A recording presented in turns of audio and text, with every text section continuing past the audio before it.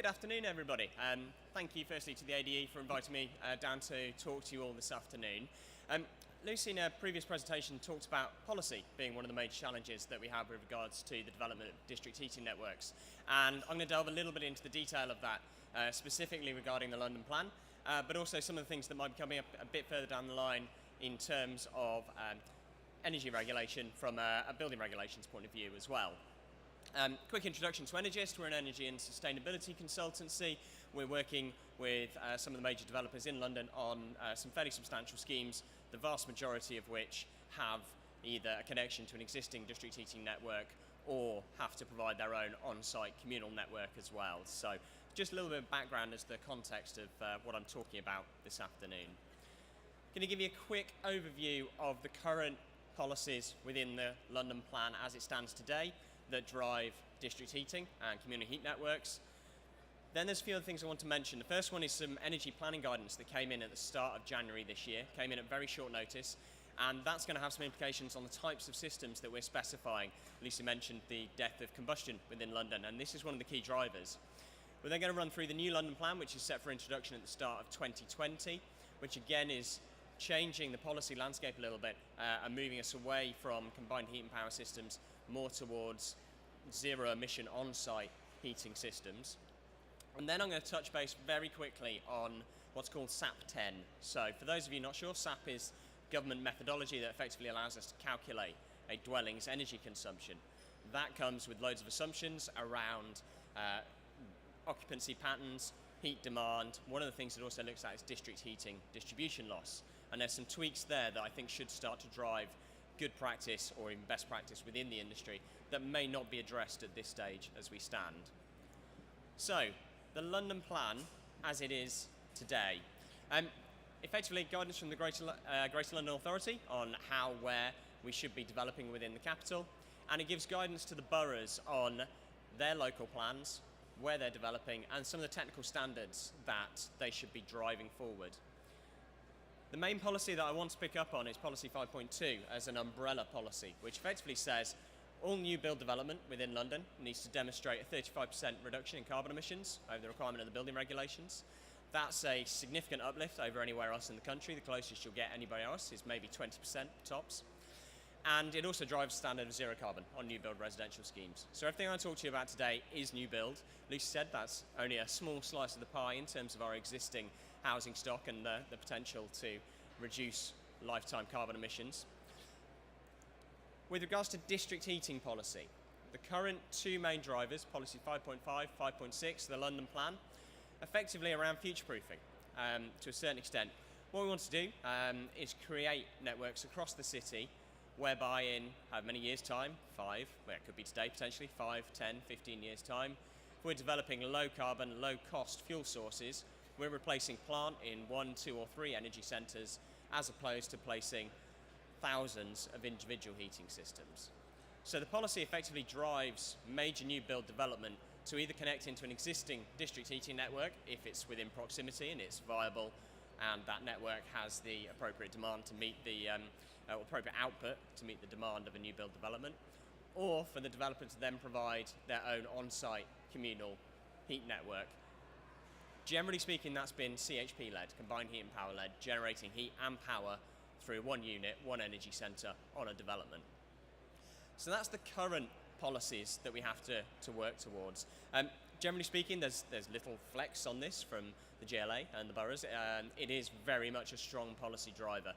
If you're within a heat network priority area, generally speaking, a developer has to go down the route of some form of district heating or communal heat network. We have below the London plan energy planning guidance. Now that has just been updated and it got introduced at the start of this year. It came in with very little notice. It was originally published in October last year, so we've had maybe 2 months to come to terms with the consequences of this new guidance. It applies to referable schemes only. So that is schemes that are referable to the GLA for determination with planning submission, 150 units or more, or some other definitions in terms of height and where that development necessarily sits.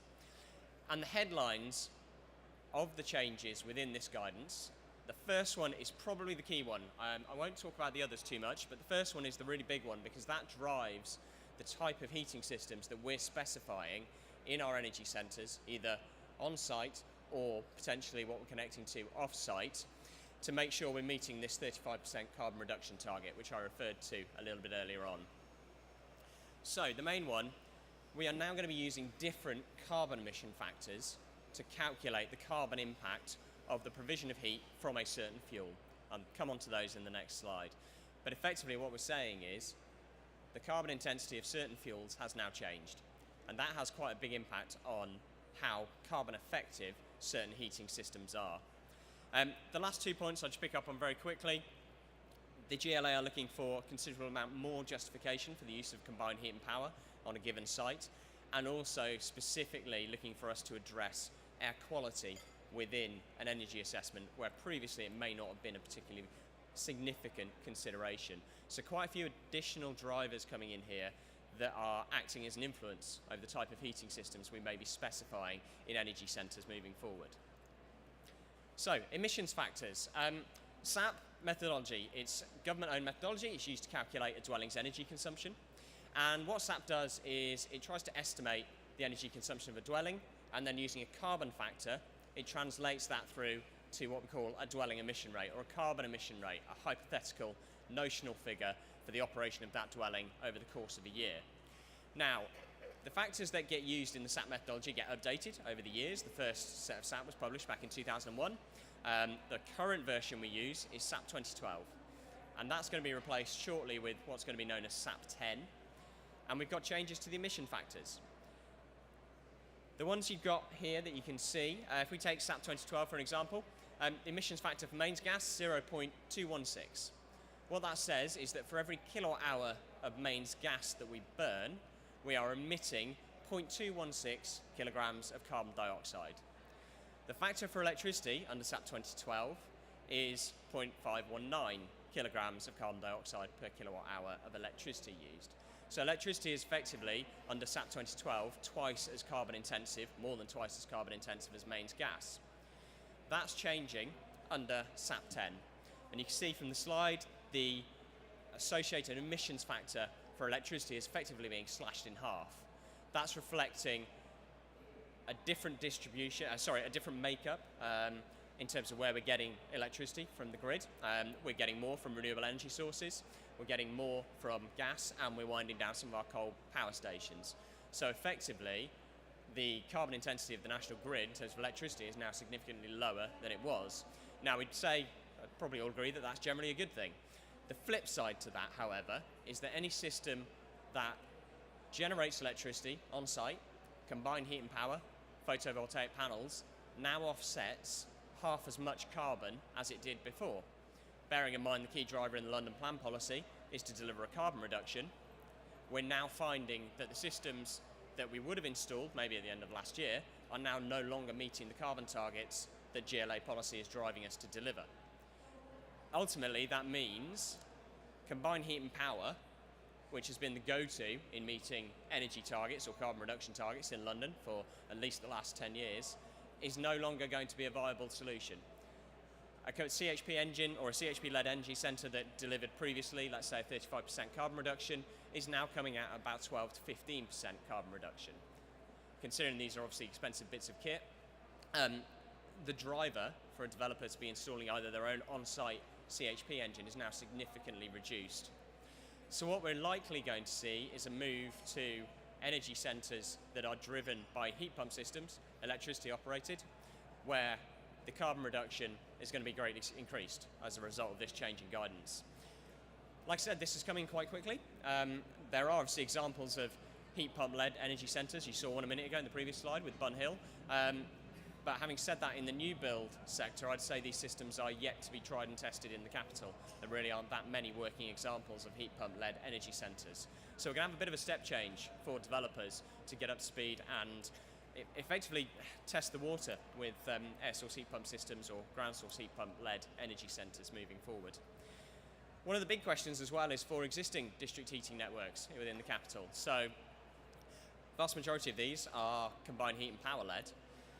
If a local authority is requiring a developer to connect into an existing district heating network that is CHP-led, and that energy centre is no longer as effective in terms of carbon performance, again, the driver to connect into that network is significantly lowered. So there's going to be emphasis on the operators of these networks to find more carbon favourable solutions aside from the use of CHP as it stood previously. So that's the guidance that came in January, changed the lie of the land very quickly, and certainly is driving a lot of district heating design on a new build development away from CHP. I'm expecting there'll be a bit of a negotiation on certain schemes as the guidance gets tried and tested, and there'll be a little bit of pushback, but the policy driver certainly seems to be fairly set towards moving away from gas-fired CHP engines. So that's the energy guidance. That was January this year. What we've got coming up on the horizon in 2020 is a new version of the London Plan. It's being overhauled. There are a lot of new requirements in there that are being driven through the London boroughs. In terms of timeframes, at the moment we're going through an examination in public. So there is quite a lot of detail that was set out in the London Plan consultation that's being refined, it's being updated, and it's being evolved. So what I'm talking to you about today could well change, but I do think the direction of policy is fairly fixed in terms of a move away from combined heat and power. We talked at the start of the presentation about current policies 5.5, 5.6, driving connection to existing heat networks and the provision of on-site communal heat networks. Under the new London Plan, they're proposing some alterations to the heating hierarchy, effectively. So if we're providing an on-site energy centre or we're in a heat network priority area, we have to assess the viability of certain heating systems through this new hierarchy. We've got a few tweaks to it. One thing just to point out is there's a real driver towards low temperature heat networks moving forward. Previously that wasn't necessarily included in the London Plan as guidance. So we're trying to drive more efficient networks which are going to have lower distribution heat loss, which ultimately would have a reduction on running costs for both the operator and the end user, hopefully. Option 1, still exactly the same. Connect to an existing local heat network if one is available in the vicinity. It has the capacity, lead time, and the financials obviously step up. If that's not the case, previously we would jump straight to looking at a combined heat and power system if it was viable. Under this new heating hierarchy, we are to look at zero emission, and when we talk about emissions, we're talking about on-site emissions. We're not necessarily talking about hypothetical carbon emission reductions. So we're talking about ultimately NOx emissions. Zero emission heat sources or local secondary heat sources, waste heat potentially, tied into the use of heat pumps. So either we're going to be looking at air source, ground source, water source led energy centres, or do we have the possibility to tap into waste heat from local heat sources? I saw some really good examples in Lucy's presentation around waste heat from various sources. Supermarkets, for example, huge amount of chillers. I know a lot will reuse that heat anyway. Is there an opportunity to feed that into the apartment scheme above a supermarket? I think this driver will start to challenge us as an industry as to why we're selecting certain heating systems. Yes, it will take some time, but with a lot of things, regulation can drive innovation, and I think that's one of the keys that's starting to come out of the London Plan. If, for whatever reason, it's not viable for us to start looking at a heat pump-led system, then we can explore the use of combined heat and power, but the GLA are effectively requiring that CHP is now only considered where it is vital to secure the viability of a large-scale area-wide network, effectively a network that expands or goes outside the boundaries of a development. CHP obviously getting payback off the electricity generated. Is that payback vital to support the provision of that network? If it is, then CHP can be considered, provided air quality standards are met, which are becoming increasingly stringent within the borough as well. If that's not the case, then we have a further step down, which is to look at low NOx gas boilers. Bearing all of this in mind, we still need to meet a carbon reduction target, which is ultimately the overall driver that we need to deliver on a new build scheme.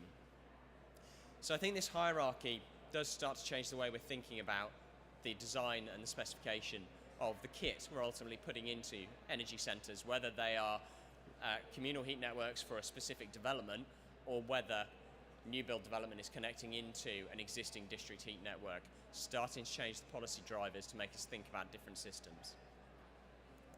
The last thing I'm just going to talk about quickly is what's called SAP10, which I alluded to in terms of emission factors, but this is effectively methodology that's going to be coming into place across the whole of the UK. So everything I've talked about previously, just related to London, related from a planning policy point of view, that drove new development in the capital. SAP 10 is methodology that will be coming into place as a result of probably an uplift in building regulations, which we're expecting to happen at some point later this year or at the start of next year. Sorry, that should say April 2020 for anybody who's actually spotted that, the deliberate mistake. Now, the one bit I just want to talk about in relation to district heating networks is an assumption on district heating network loss. The current version of SAP uses a default figure, or has the opportunity to use a default figure, of 5% heat loss. So what we're saying, from generation in an energy centre through to use, point of use, we're losing 5% of the heat. That figure is significantly optimistic and wildly inaccurate, to be very blunt. A realistic figure, where we have medium density development, is around 25%. We tend to lose quite a lot of the heat within the apartment, within an apartment scheme as well, potentially. So what we're trying to do under the new version of SAP 10 is introduce some penalties, effectively. So where developers or a network isn't compliant with the guidance set out by CIBSE ADE CP1, which is a really rigorous and informative set of standards to help us design effective district heating networks, then penalties are introduced. Those penalties, in terms of heat loss, have quite a significant impact on an energy assessment. So the driver here is for district heating design to effectively improve. Now, that's not just down to the designer of the network itself, it's also down to the design of a particular apartment scheme or a particular housing scheme, and it does need buy-in and involvement from an entire design team. This isn't just one person's responsibility. It does need to be a holistic approach to make sure that we are delivering a reduced district heating network loss from all of our designs moving forward. So SAP 10 will definitely start to drive that. Again, it will be a bit of a step change, and it would also drive quality within the energy assessment sector, which I think is ultimately a really good thing. So a quick nod to what this might mean to users. A switch from gas to electricity. We talked about cost, or Lucy talked about cost a little bit earlier on. Obviously, electricity is 4 times the price of mains gas, and if we have district heating led systems that are powered by electricity, then there's a cost implication to consider. That can be offset by the fact that heat pumps can be significantly more efficient, so we can get more return in terms of every kilowatt hour that we put into a heat pump than we get out of a gas boiler. So again, we do need to push the performance of the systems that we're putting into these developments to make sure that the cost for the end user isn't going to increase significantly.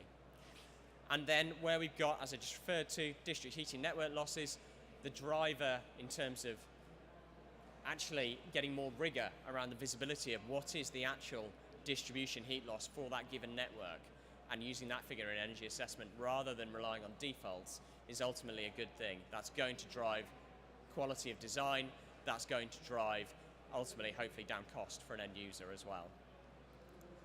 So that is everything from me. That's been a bit of a whistle-stop tour